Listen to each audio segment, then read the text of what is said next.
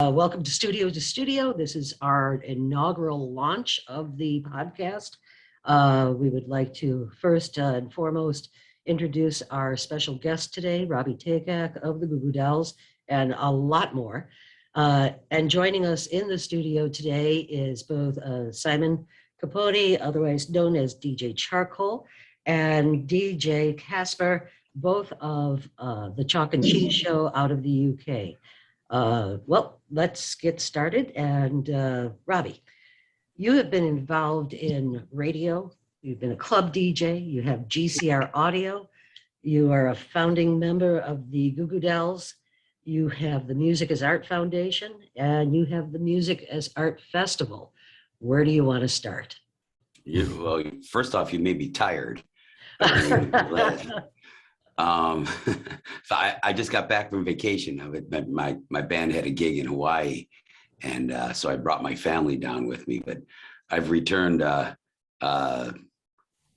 little bit more tired, I think, than I was when I left. So, but no. Well, where do I want to start? Well, I don't know. I guess we could start like when I met you. That was probably early '80s. I would imagine, and mid '80s, I think it was. Yeah, mid '80s. Yeah, and I was in college at the time, and I was in a couple of bands, and learning about what was out there. And Marilyn was involved with a radio station that I was interning with at the time, and she came in and sort of brought me on as a highly unskilled but a very, very enthusiastic young music fan, and so that sort of began my journey here, quite honestly. Well, a very talented one too, musically, and just enthusiasm beyond belief. Absolutely.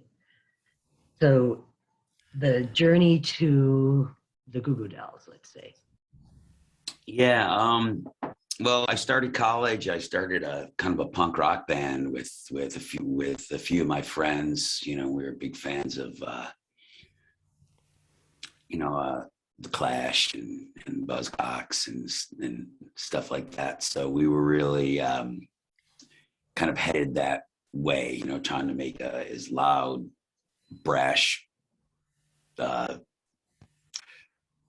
annoying music as we could, just trying to make a splash, and be as exciting as we could, sort of bringing in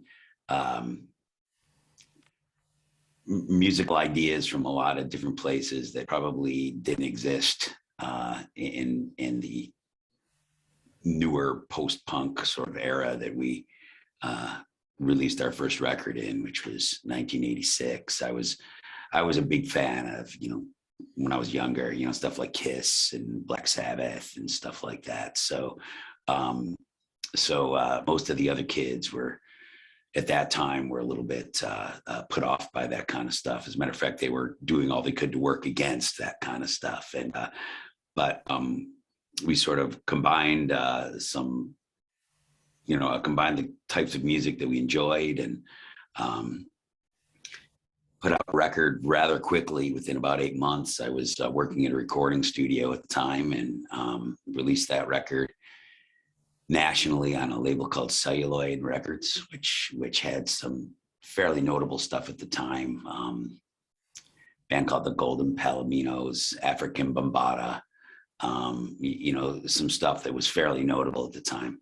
And they released that record for us, and we toured the country, spent about 5 months driving around in a van, playing rock music. And from that got, playing places like CBGB's and Fender's Ballroom and Maxwell's in Hoboken, all the old punk rock bars, that we had heard of when we were really young.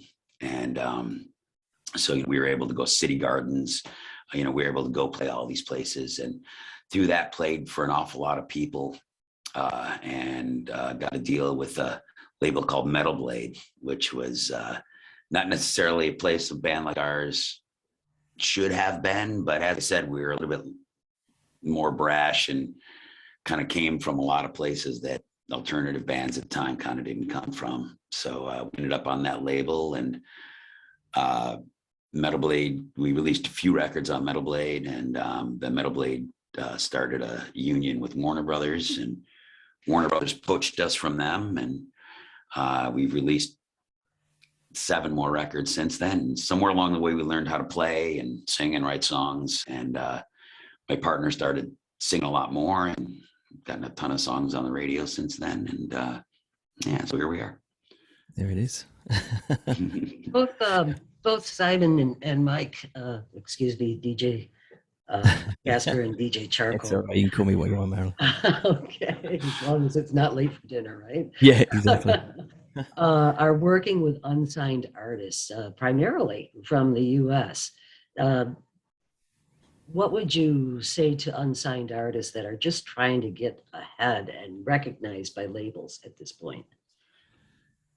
Well, I think it's an interesting time in music right now, in the business of music. When we started, it was more about just sort of being out there and, playing your music for these larger labels, or the smaller labels, that would lead you to the larger labels. But it was all pretty much the same math. Get out there, play as much as you can, have as many people, when you leave town, make sure you leave as many copies of your music as possible in that town. Whether you sell it or not, make sure it's there, and then just network your way to trying to find something going on. These days, I think it's a lot different than that. I work with some younger bands as well, and the Farm League is firmly in your grasp these days. It didn't used to be. You were just soliciting smaller labels at that time. Right now, if you have a few $1,000s to play with, you can have yourself a multimedia empire, through your laptop. And, that was something that you couldn't do in the past. So I think it's sort of up to you to learn about what's out there and learn about the technologies that are available to you,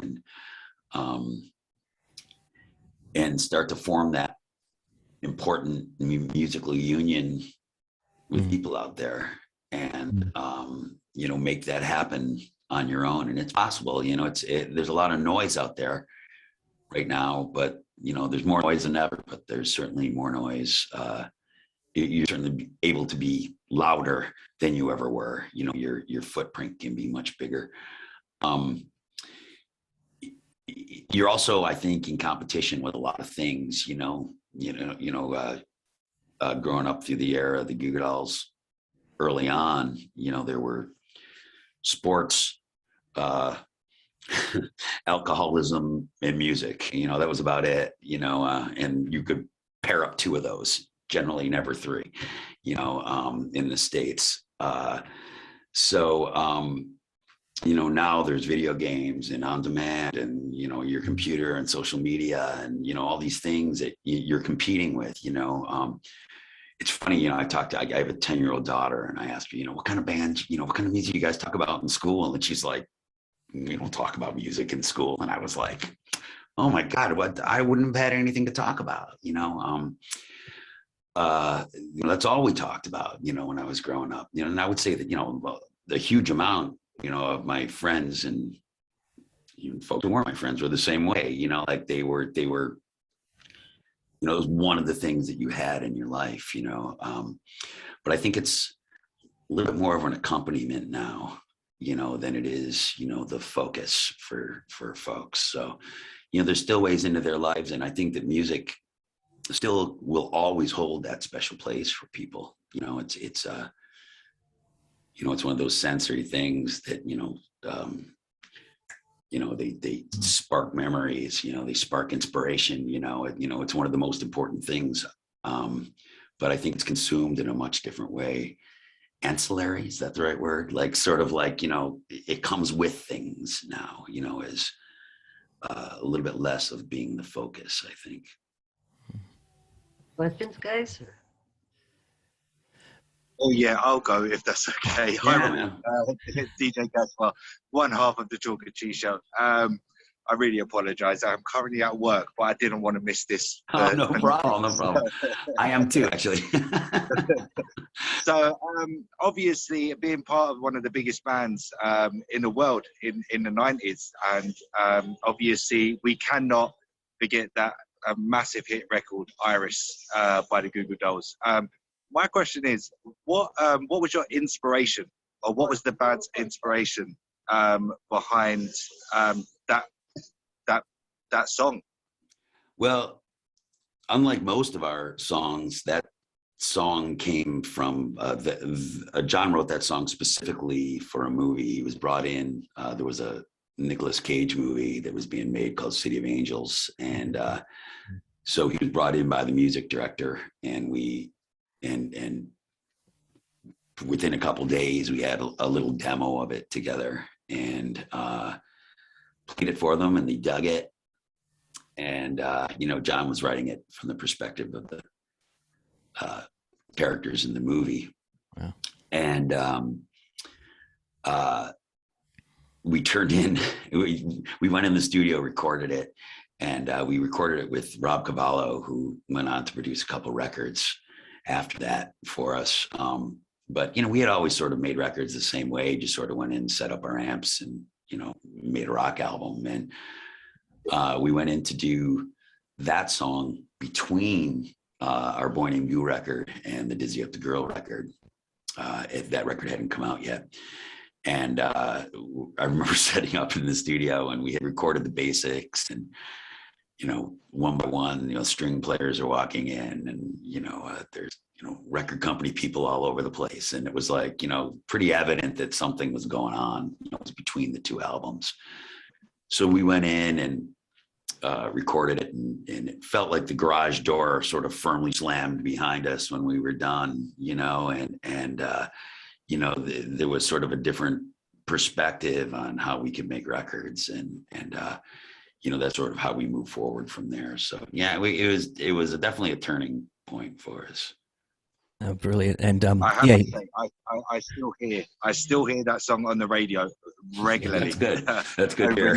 When I'm at work, when I'm at home, even if I'm DJing on the radio, I will still play Iris on the radio just because it's a nice chilled out Sunday song. So I have to say, it's not just because you're on this interview with me, but I have to say it's one of my favorite songs, pretty much I'm going to say of all time. So it's a pleasure.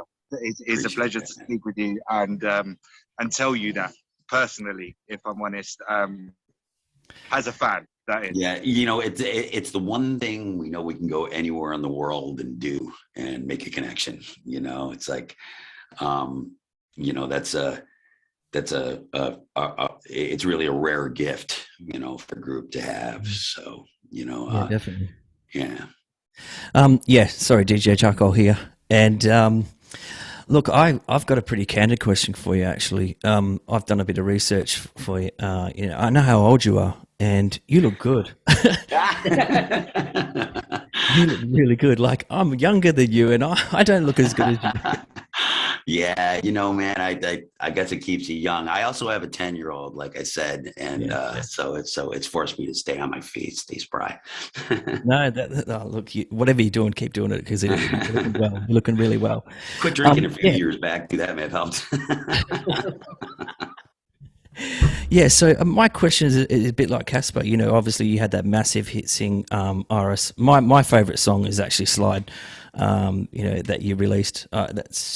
It just goes with me. I get goosebumps whenever I hear it. So, but yeah, obviously you're still touring, and do you still get nervous when you go out on stage? You've been doing this for so long, and with Casper and I, we've been doing this for a very short time, 4 months, and we're hearing a lot of unsigned artists come through, and we're working with a lot of people at the moment. But I still get nervous whenever I jump on a show. Do you still get nervous walking out in thousands of people? Yeah, I mean, foreign, anything foreign, it feels strange, and when I say foreign, I don't mean like foreign country. I mean, like foreign to what we do. Like if I go on a TV show and, like for example, like in Italy, you go on TV shows and they're just crazy because no one's paying attention. No one's telling you what's going on. Nobody speaks, to you in English, and you're just running around. At that point, you're nervous because you're like, wow, this camera's going to go live in a minute and I have no idea what's going on. Like that makes you really nervous. But I think, once, we've been in a bubble for 30 years, we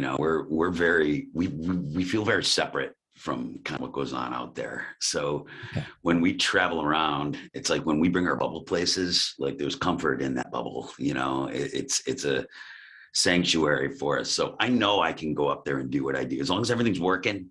And, I've had the same tech for 22 years. So I'm pretty sure that everything's going to work, I'm not that nervous really, you can just kind of go out and do it.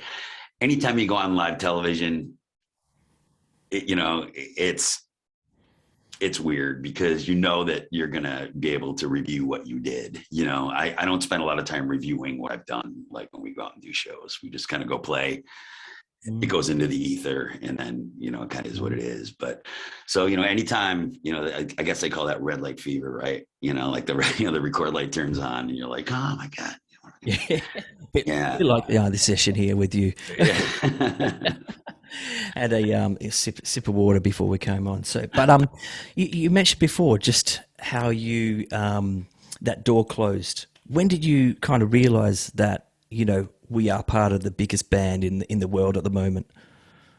You're always, like I always say, like you're too busy to realize what's going on when it's happening like that. Like when all of a sudden you go from being a band nobody knows to having a song that's number one for 18 weeks or 22 weeks or whatever it was. It's like, like you're so busy, you're doing shows every night, to try to make some money because God knows we hadn't made money at that point, so, you're doing as many shows as you can, you're showing up. And at that time, it was all about radio for us, so, we were getting played on four different formats. And if there's two different types of formats, two different stations, playing adult contemporary music and two different stations playing active rock, and you can't piss off one of those stations. So you got to go to both. And then, and so you end up going to 8 radio stations in a day and then doing a meet and greet and doing your show and then hanging out and, carousing because you're young, until late, and then your bus pulls into the parking lot of the next hotel and, there's a radio promo guy sitting in there, in the parking lot with his car, and you wash your face off and you jump in the car. And that was, 2 years for us.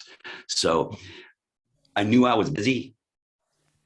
And so I guess that's how when there's just not enough time, in the day to take advantage of all the opportunities that are coming your way. I think that's when you start to realize. No, definitely. Thank you. Things that you are is music in school, and I'd like to go over to the Music as Art Foundation.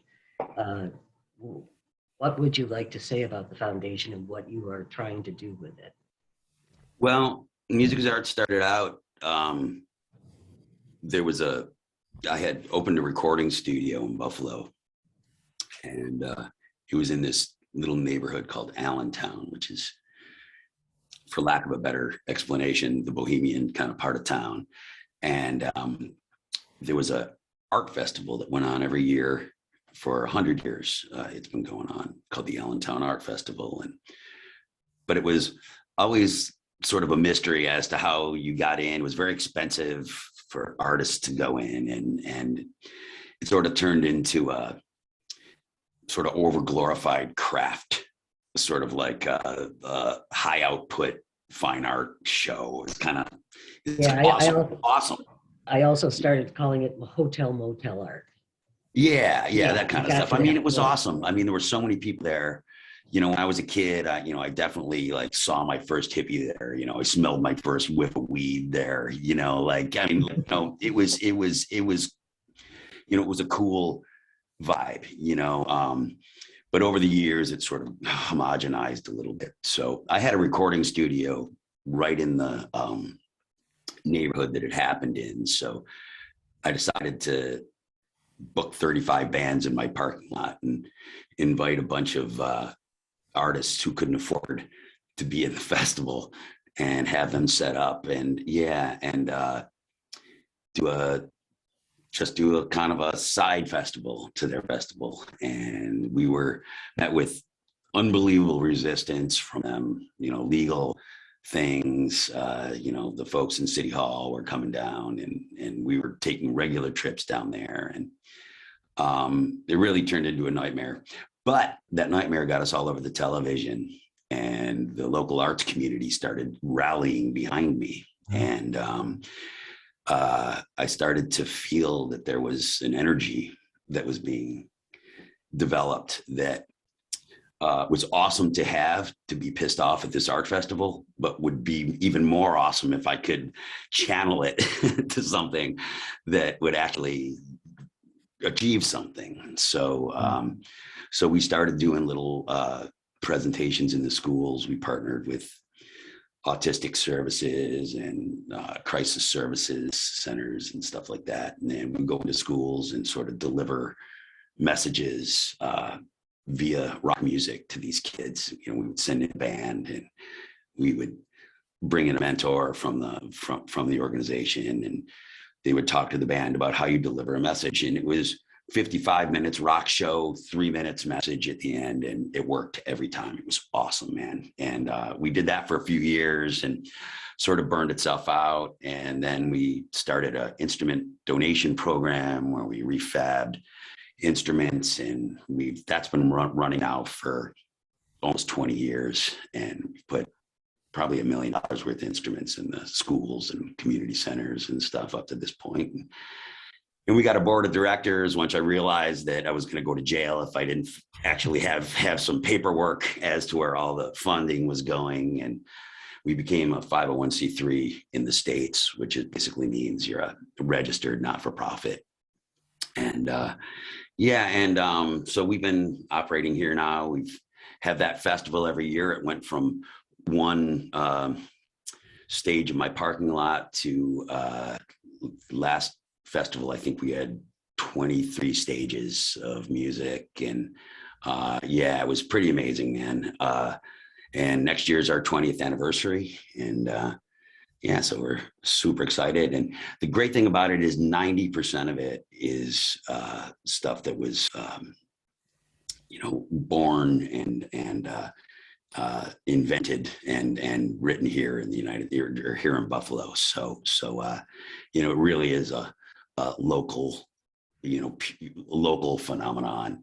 We drew probably 20,000 people last year over the course of the day. So it's pretty fun, man.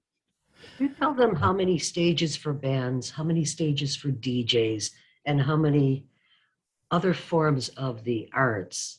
Yeah, it's got to be crazy to even try to explain what it is. It's in for the past few years, we've had it in a complex that's a portion sports complex. It's a portion nightclub. It's a portion old agricultural industrial. What's the right word, Marilyn? It's like it's like grain mill graveyard. Yeah, like old grain mills and stuff. So we bring in performance artists, we bring in muralists, we bring in dancers, we bring in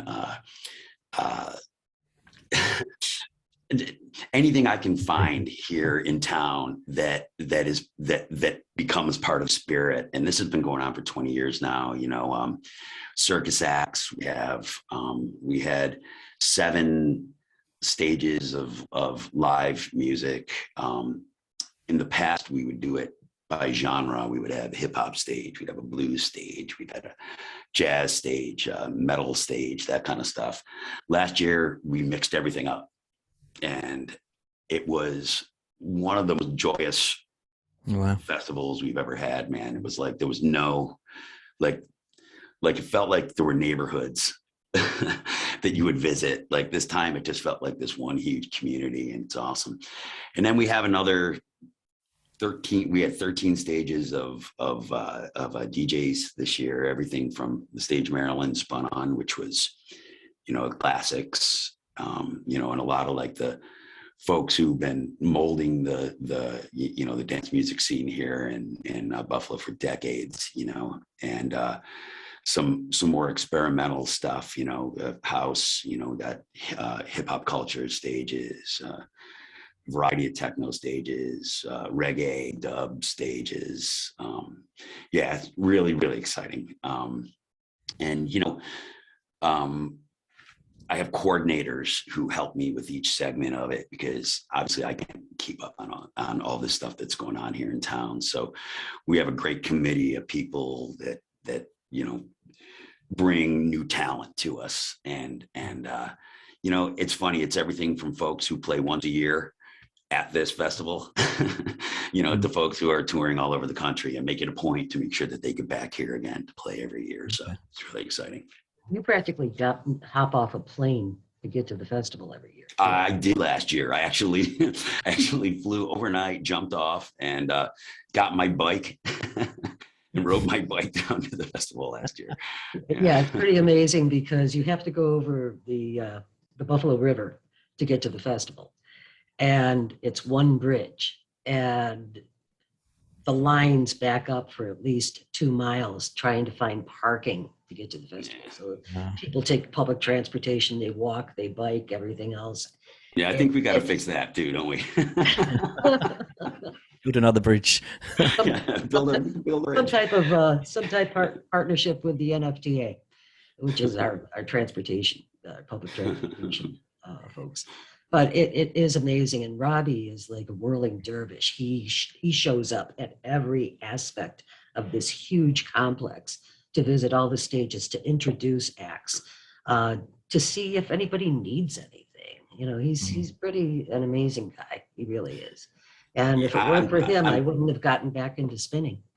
Yeah. The stage that they had last year was crazy, man. We had a light up dance floor. It was nuts, man. And it's right on the water too. So the setting is just unbelievable. It's on the Buffalo River and in a series of canals. And last year, actually 2 years ago, we had to do it digitally, which was crazy. This festival that we do every year with all these stages, right? I still wanted to do it, even though we couldn't have people there. So we literally set the entire festival up with no audience, and different levels of sophistication of broadcasting, some being like an iPhone sitting in front of a stage, with audio going into it. But we managed to do it, and do it safely. So it was really exciting. But the year prior to that, we did it on both sides of the river. Actually, we had a park on the river, so we had boats that were going across the river, taking people from stage to stage, which is probably going to come back again for next year's event. We also had boats with bands on them cruising. That's it. Yeah. It seems like total mayhem, but it's like this organized chaos that just lifts your heart and lifts your soul immensely, so everybody looks forward to this. There's people from all over the country that come to this every year, just one time a year. I think we'd have to go over there next year, Simon. Check it out. I think so. Yeah, try it out, man.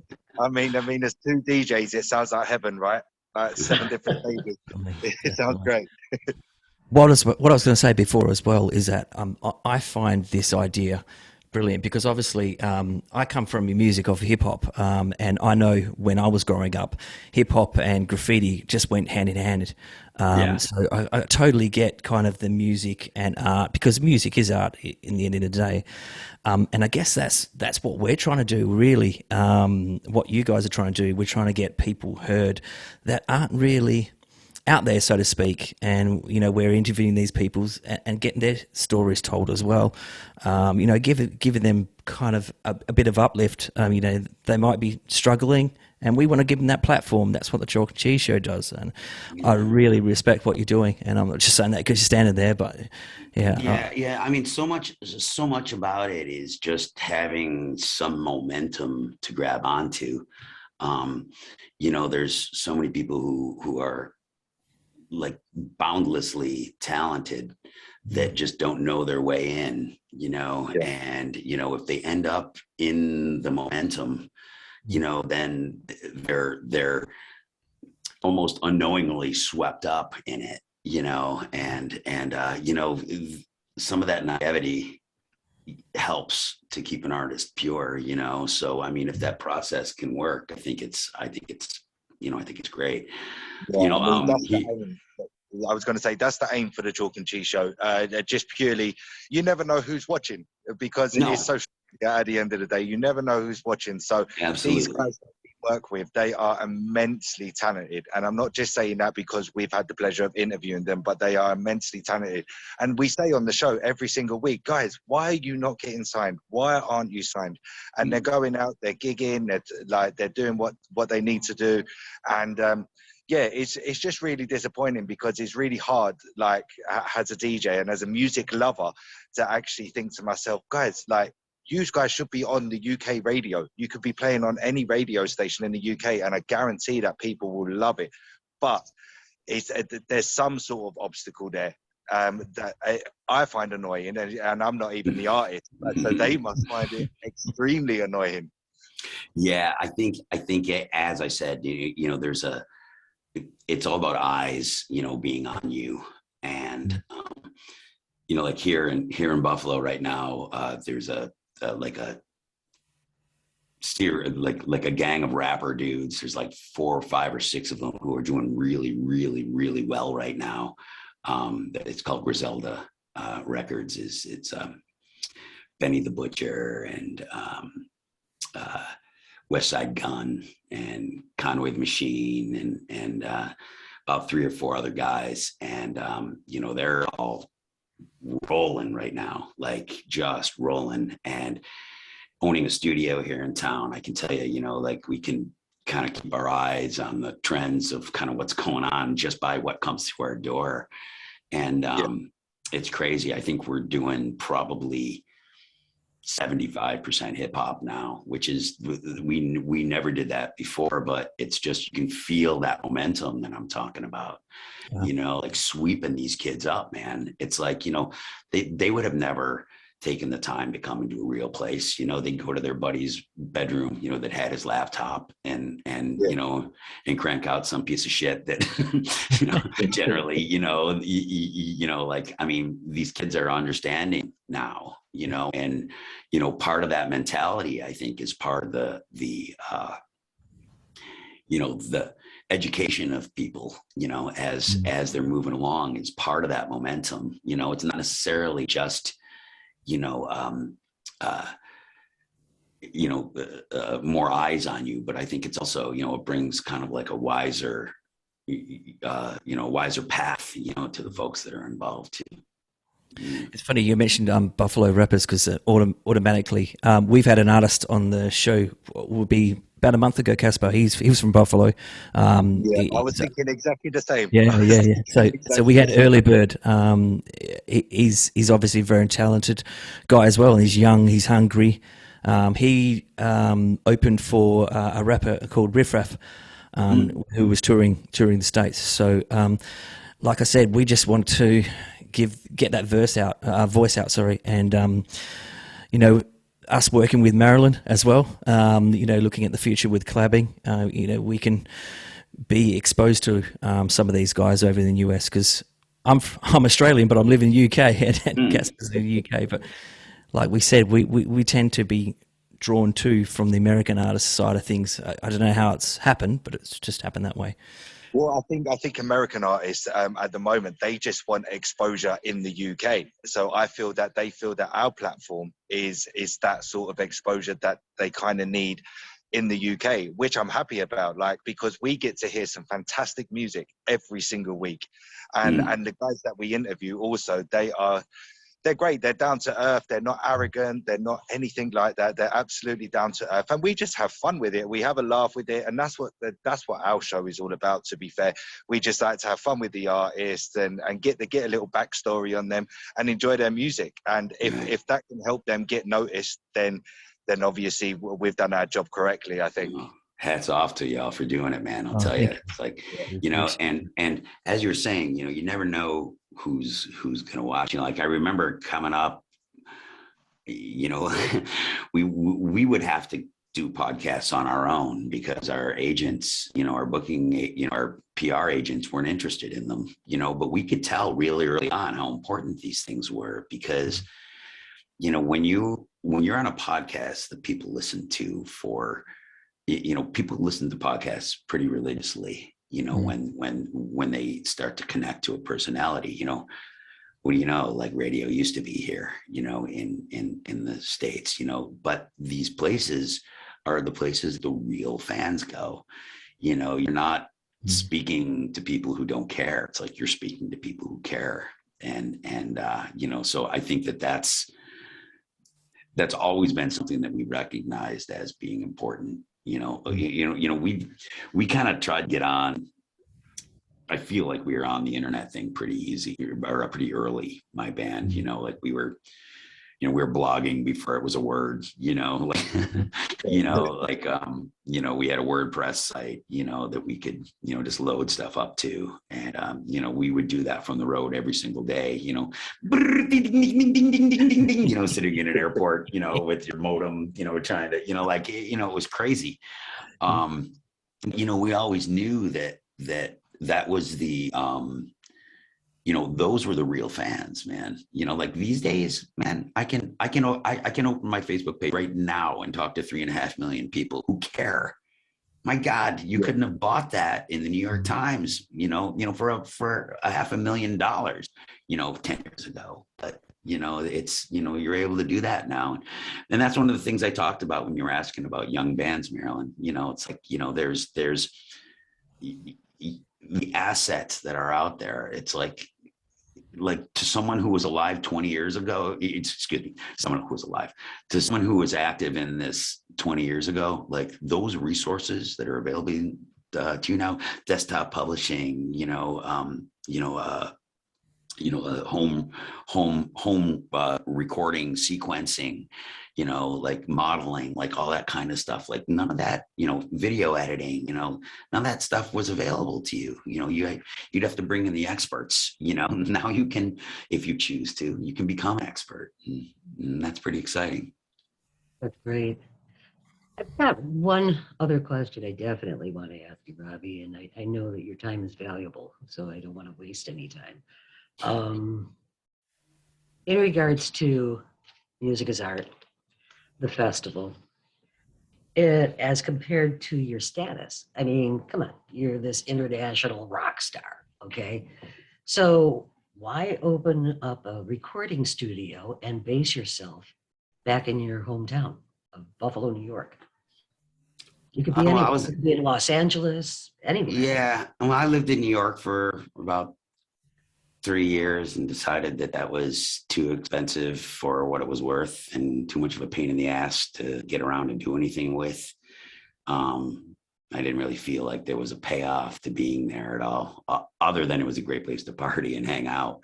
And then I moved to LA and I was there for over 10 years. And I really liked being there because at the time, you know, aside from a fax machine, there was really, you know, not a lot of ways to communicate with folks, you know. And then the internet kind of cropped up during that time, and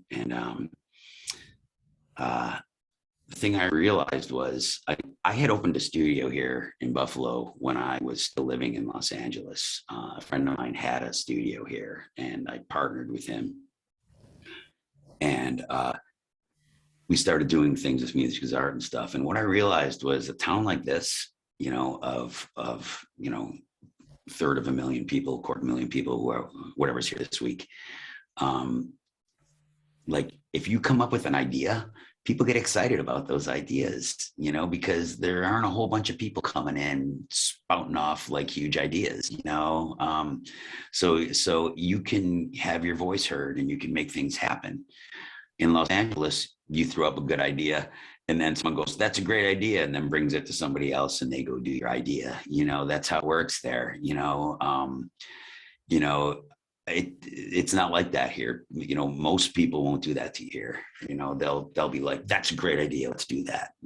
And so you can move forward and you can do those things. So yeah, I guess that's what kept me here. And then of course, I decided to have kids, and so I didn't want to do that in Los Angeles either. I moved to Los Angeles.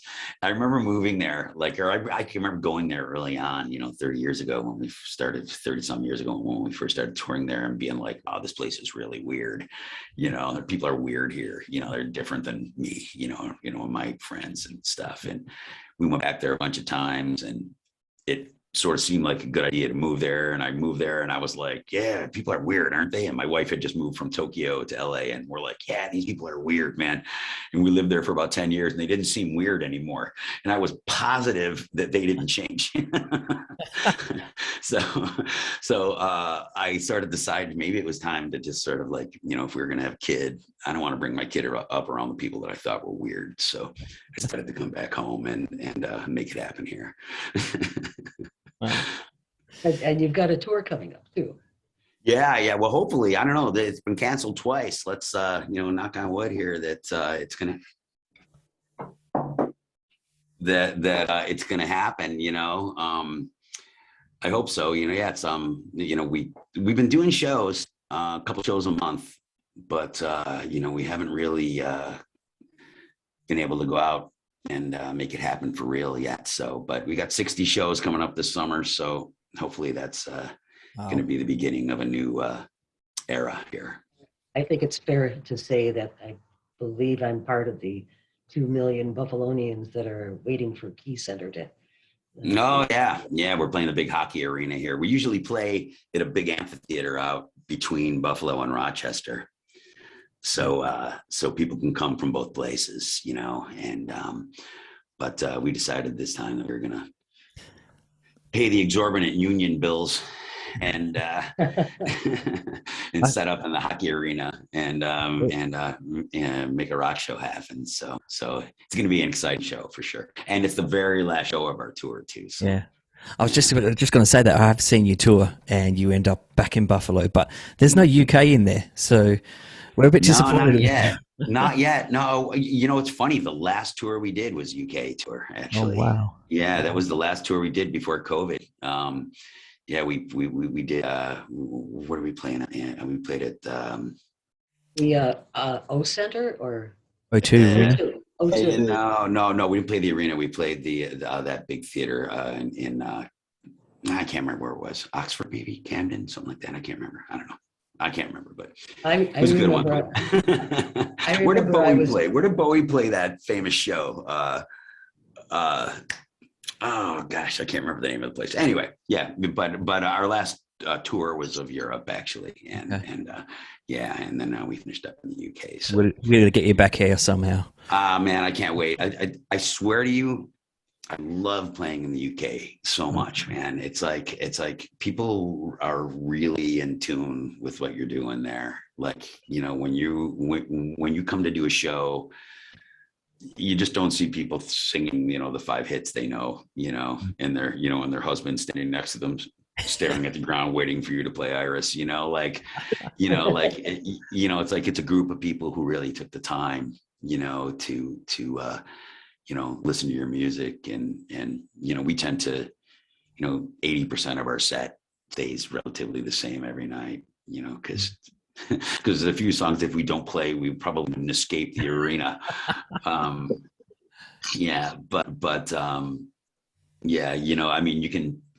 You can tell that they, are taking the time to see what you're going to do so they can come and really be part of the show. And, those are the great nights.